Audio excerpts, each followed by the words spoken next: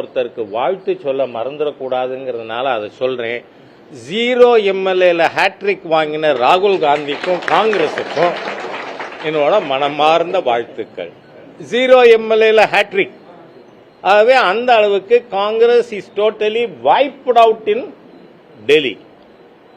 ஏன்னா பார்லிமெண்ட்ல பேசுறாரு, நான் பிஜேபி ஆர்எஸ்எஸ் மட்டும் எதுக்கல, I fight the Indian state. அவர் இந்தியன் கவர்மெண்ட்னு சொல்லி இருந்தா ஐ கேன் அண்டர்ஸ்டாண்ட்.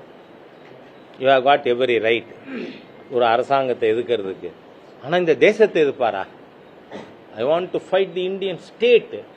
ஆகவே அந்த அளவுக்கு தேச துரோகியாக முழுமையாக மாறிப்போன ஒரு காங்கிரஸ் கட்சி இன்னைக்கு டெல்லியில துடைத்தெறியப்பட்டிருக்கிறது. 3வது முறையா 0 எம்எல்ஏல ஹேட்ரிக் வாங்கி இருக்கிற தலைவர் தான் ராகுல், பிரியங்கா வாட்ரா அண்ட் கம்பெனி அப்படிங்கிறது நமக்கு தெரிஞ்சிருக்கு. ஆகவே இன்னைக்கு டெல்லியில் ஏற்பட்டு இருக்கின்ற ஒரு கன்சாலிடேஷன், ஏன்னா ஒரு முழுக்க பொறுப்பற்ற மிக மோசமான ஒரு மனிதர், ஒரு அரசியல் தலைவர் இப்படி இருக்கக்கூடாதுங்கிறதுக்கு யாராவது முதல் உதாரணம் சொல்லணும்னா நிறைய பேர் இருக்காங்க.